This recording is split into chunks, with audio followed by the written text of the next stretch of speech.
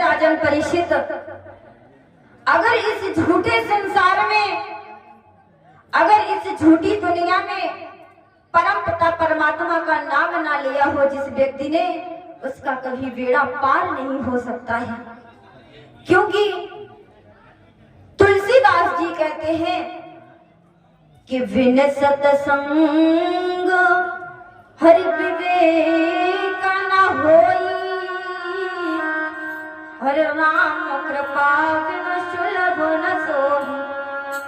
प्रिय प्यारे भक्तजनों, तुलसीदास जी कहते हैं, हे मनुष्य, जब तक सत्संग की चर्चा नहीं करोगे, जब तक भगवान का 2 मिनट नाम नहीं लोगे, तब तक इस झूठे संसार में उद्धार होने वाला नहीं है।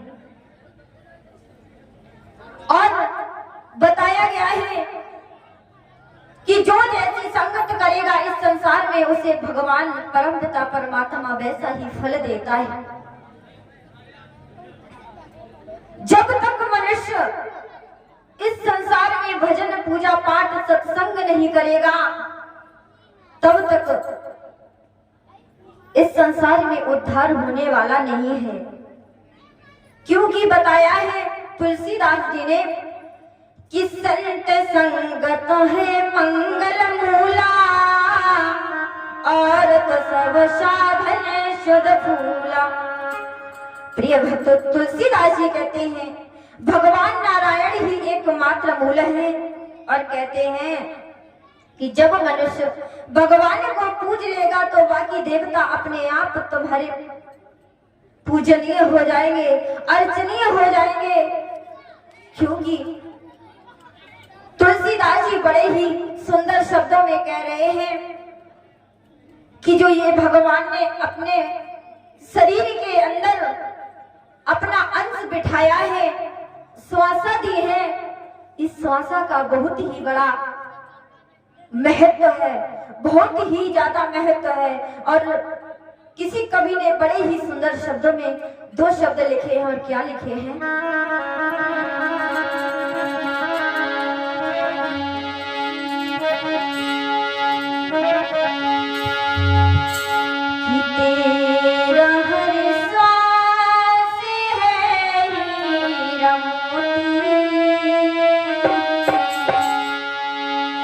लिखा है कि तेरा हर सांस है हीरा मोती, जो लुटाने के काबिल नहीं। तेरा हर सांस है हीरा मोती, जो लुटाने के काबिल नहीं।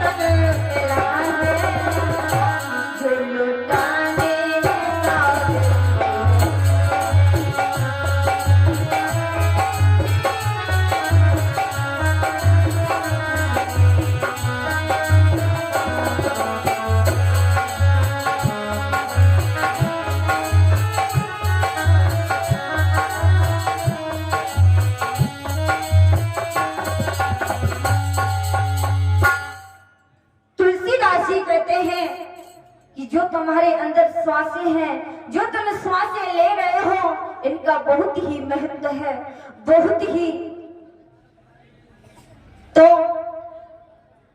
कहा जाता है कि जितना भी हो सके इस जीवन में बचपन से लेकर के बुढ़ापे तक भगवान का भजन करो। लेकिन आजकल लोग क्या करते हैं, सोचते हैं कि आज नहीं करेंगे, कल करेंगे, कल नहीं करेंगे, अरे चलो ये तो भजन पूजा पाठ सब बुढ़ापे पे किया जाता है। लेकिन प्यारे भक्तजनों, ऐसा नहीं है। भगवान ये नहीं कहते हैं कि आप उनकी बैठ करके माला जपो। भगवान ये नहीं कहते हैं कि आप उनकी बैठ करके माला जपो। भगवान तो सिर्फ एक अच्छे मन से उनको याद करो, वो आपकी आशा के ही फूके हैं। एक कवि कहता है कि जो आप 24 घंटे में श्वास ले रहे हो, इन श्वासों का बहुत ही महत्व है। एक बार एक संत के पास एक बालक रहता था। एक संत के पास एक बालक रहता था।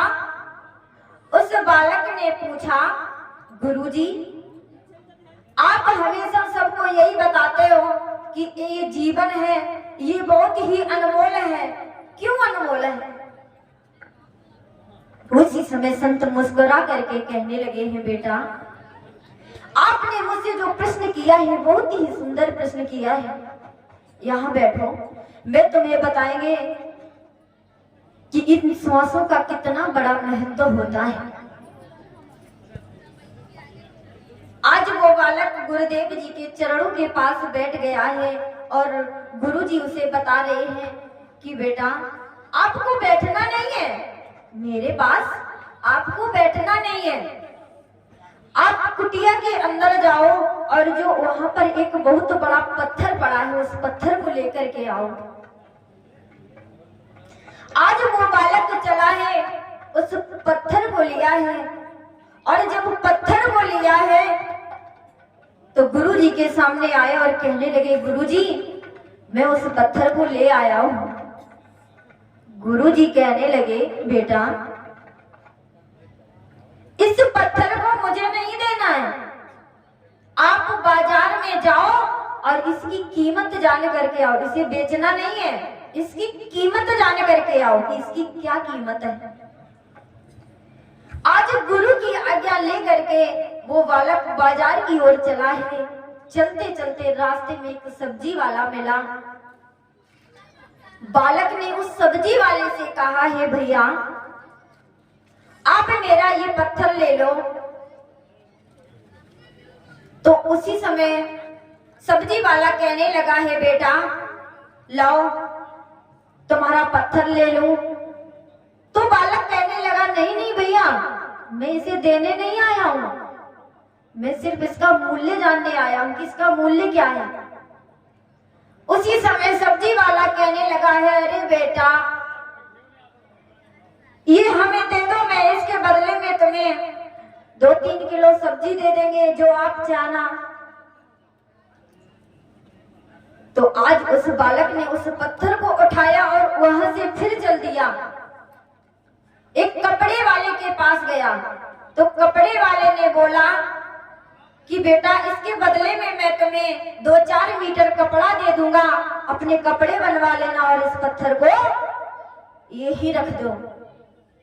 बालक कहने लगा, नहीं नहीं भैया मैं इसे बेचने नहीं आया हूं, मैं इसका मूल्य पता करने आया हूं कि इसका मूल्य क्या है।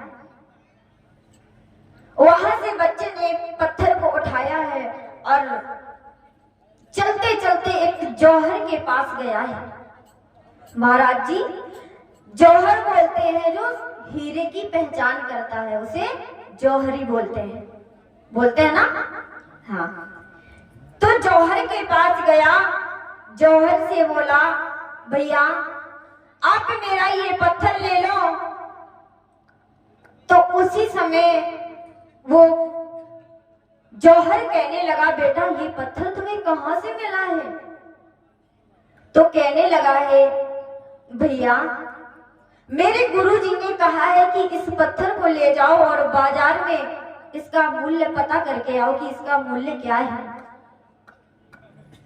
उसी समय जौहर कहने लगा है, बेटा मैं अपनी दुकान के सारे हीरे मोती, अपना पूरा घर मकान खेत खलियान सब दे दूंगा, फिर भी मैं इस पत्थर की कीमत नहीं चुका पाऊंगा। जैसे ही ये वचन सुने हैं, आज उस बालक ने उस पत्थर को उठाया और सीधा अपने गुरुजी के पास चला गया है। गुरुजी के सामने पहुंचा है। गुरुजी कहने लगे हैं, बेटा